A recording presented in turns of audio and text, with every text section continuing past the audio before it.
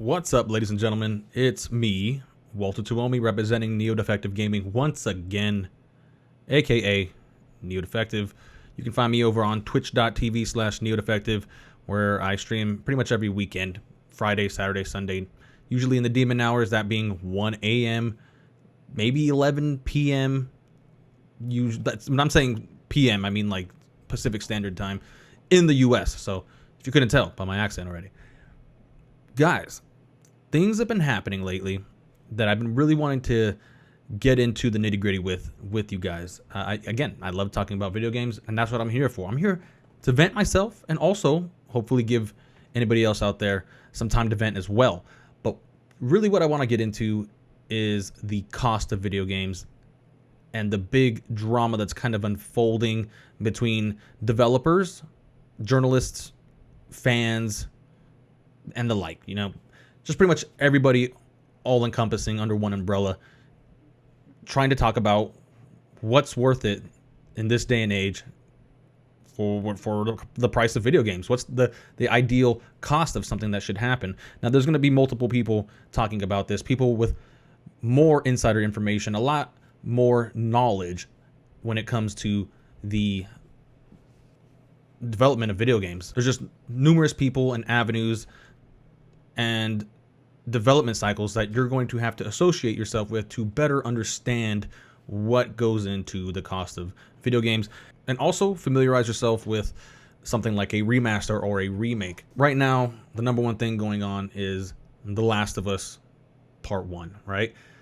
Naughty Dog's re-releasing The Last of Us Part 1, a game that's not 10 years old.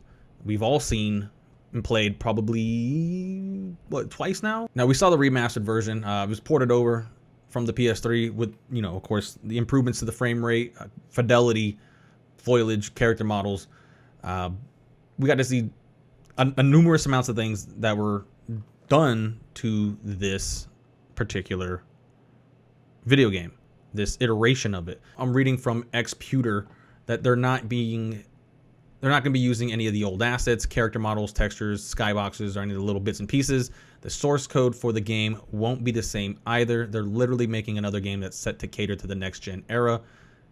It's going to feature new assets, revamped graphics, new textures, and even ray-traced lighting. Considering the density of the game, the asset placements, and the multiple interactable objects within the game, it will look different this time around.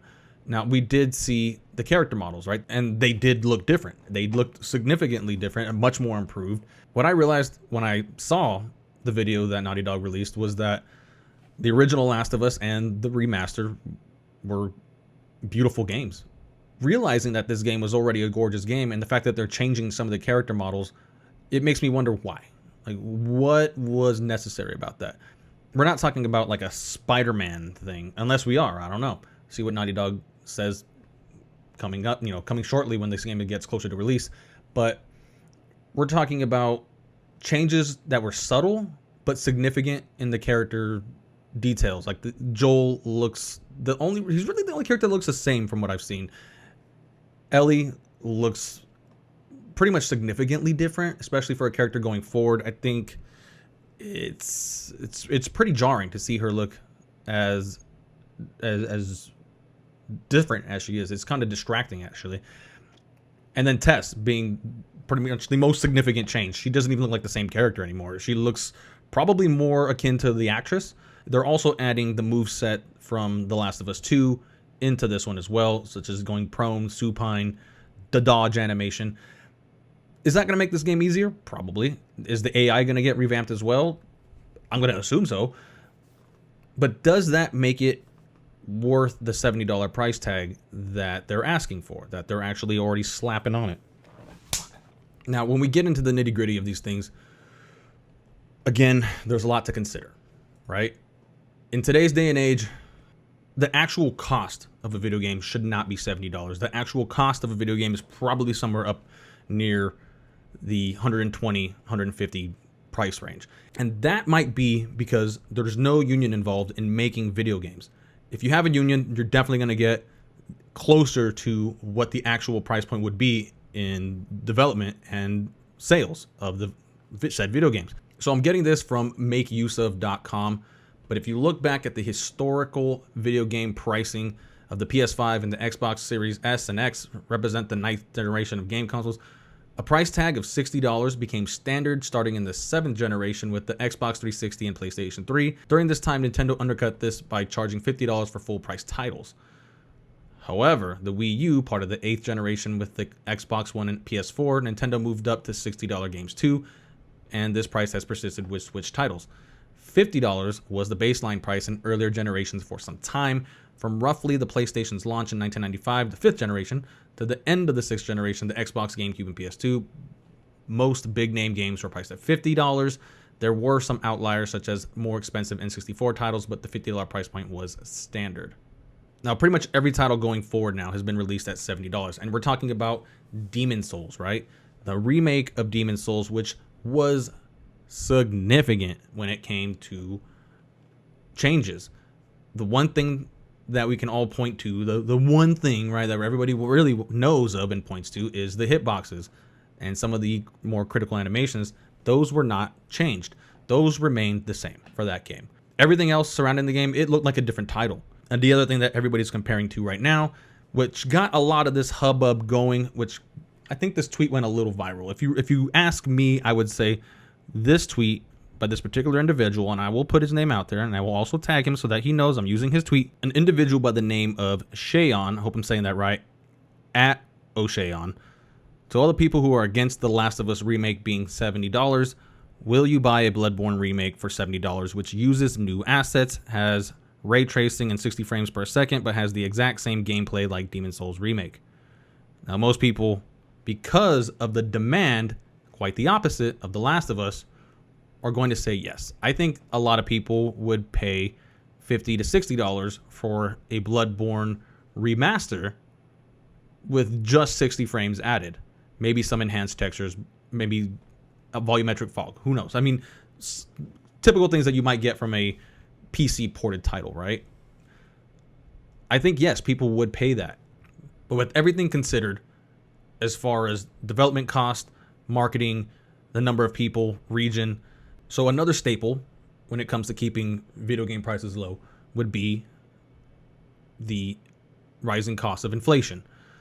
Right now, it sucks to hear that, inflation's happening.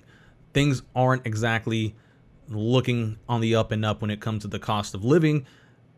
Just all in all general, these are things that are also factored in to a competitive market for anything, just anything, from video games to tires, right? Should video games cost $70? I would say they would actually cost much more, up again into the $120 range to even 80s. And in some case, these video games actually do reach those prices.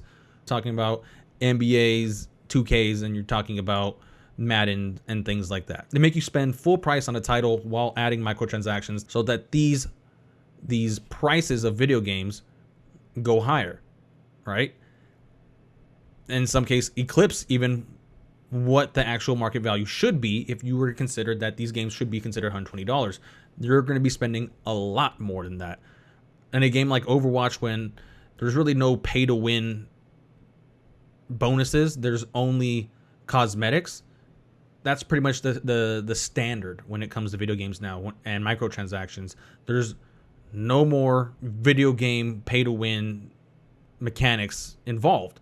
That scheme kind of got pushed out to the side when it came to Battlefront 2 and EA having their whole debacle. So now you're looking at situations with microtransactions. Now microtransactions bring these games closer to what the actual value of the title is, especially if it's a AAA budget title. When you're looking at Destiny 2, which had a budget of $500 million, you're looking at games that are going to surpass, eclipse, and also meet the pricing of what they were intended to be in the first place. For the developers, microtransactions and the whole microtransaction apocalypse actually benefits the developers in helping them give out bonuses, pay their employees for their numerous amount of things, holidays, while also allowing them to spend more time while maintaining the video games, doing updates, changing servers, keeping servers maintained. These are all things that have to be also be considered for today's video game, right? You're talking about Cyberpunk, virtually unplayable when it first came out for a lot of people, has since become a playable game, and some might even say that it's a good game. Some might say that, right? I still haven't played it. It's in my backlog. I'll get there. But these are things that have to be considered, and I say are actually very necessary. You would see that these costs bring the games actually closer to where their actual value should be. Not just value on demand, like say how we didn't demand that they should remake The Last of Us Part 1, but when you look at a title like Bloodborne, that has been heavily in rotation as of late, constantly trending on Twitter. If you think that that title isn't going to be worth your salt, or it's just not your cup of tea, trust me, there's huge demand for that video game, and it will be released as a full price title if the rumors are true, with Bluepoint being at the helm as they already were with Demon Souls, and now being a Sony owned studio. It's highly possible that this game is going to be released as a full price title. Now, it's very rare that a title such as a God of War gets released and you're not paying extra for DLC, you're not paying extra for any said portion of a video game, that you have to pay more after more is added to the game, if you get what I'm saying. Sometimes you get developers that won't charge you for that, but in most cases you will. In most cases you're going to be paying extra for DLC, but if you enjoy the title as much as you do, then it might be worth it to congratulate the developers, or at least get more out of the video game that the developers intended, which is purchasing their DLC. So all these things have to be considered when it comes to the actual price of a video game, especially when you're talking about The Last of Us Remake. Is the demand there? No. Did it go gold? Yes. Will it probably reach platinum? I don't know. It might, right? Especially with the HBO series coming out soon, and I would say that this is pretty much a title that is kind of banking off of the show's success, almost going hand in hand, hoping that the success of the show is going to perpetuate game players to want to revisit or visit a new Last of Us in a way that I guess maybe it was intended to be played. So my thing is, I'm probably not going to play that game unless it's released for the PlayStation Premium, right? If it's released for the PlayStation Premium as free, for sure, I will give it a look. I will play it. I've played the original Last of Us multiple times. 2 iterations, of course, have already been released. The comparison that we had our Twitter user make was that, would you pay the same if Bloodborne was made with all the same elements and the same added care and attention that The Last of Us was? That's neither. It doesn't matter that Bloodborne hasn't had a remaster. They had a Game of the Year edition, but it was the same elements, the same 30 frames per second, no additional cutscenes, no additional artifacts or textures updated. The game still runs on 30 frames per second muddy, right? Your fault, not mine. You chose this. You chose this life. But yes, I would say, to answer that question, that this particular individual is pushing forward to you to actually think about, regardless if The Last of Us Remake Part 1, all that stuff that goes with it, with that title, regardless of what we think about it, should Naughty Dog be compensated for their time that they're spent trying to push this product forward? The answer would be yes. Yes, they should be compensated. They should be allowed to release this game as a $70 title with everything considered, regardless of the demand. Probably the smarter thing to do, market-wise, would be to budget it as a $60 title, maybe even a $50 title. But that's not me taking in the factor of all the costs that go into it.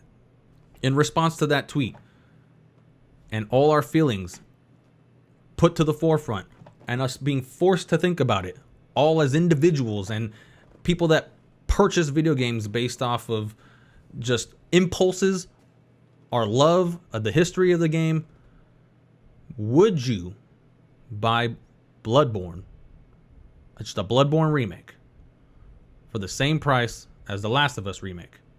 But the other question is, should the title be worth more? Not just based off of what you felt back in 2014 when you played it. Remember, this is a newer game by a couple, maybe a year or two than The Last of Us. The real question is, would you pay $80, $90, or $100 for a Bloodborne remake? I think we'd all say yeah. Anyways, ladies and gentlemen, I've been Neo Defective, Walter Tuomi. Remember, I'm here, there, everywhere, at Neo Defective. Find me over at TikTok, at Neo Defective, where I'm actually gaining some significant grounds and trying to stream on both TikTok and Twitch as soon as I can reach 1,000 followers over on TikTok. If I can reach 1,000 followers on YouTube, I'm doing a giveaway, a subscriber giveaway, in which I'll be releasing the Corsair HS70 Bluetooth headset to one lucky person. I'll just hit you up in the emails, let you know if you want it. It's going to be a lucky draw. And yeah, we're going from there, guys. We're trying to reach 1,000 subs on YouTube. And yeah, I'll do another giveaway as soon as I reach 1,000 subs on TikTok. We'll see what that is. Maybe a Nintendo Switch. Maybe, if Bloodborne is announced at that time, we'll do Bloodborne as the release to another lucky individual. So, I've been here before. If you've been here before, you know what it is. Stay dirty, humans.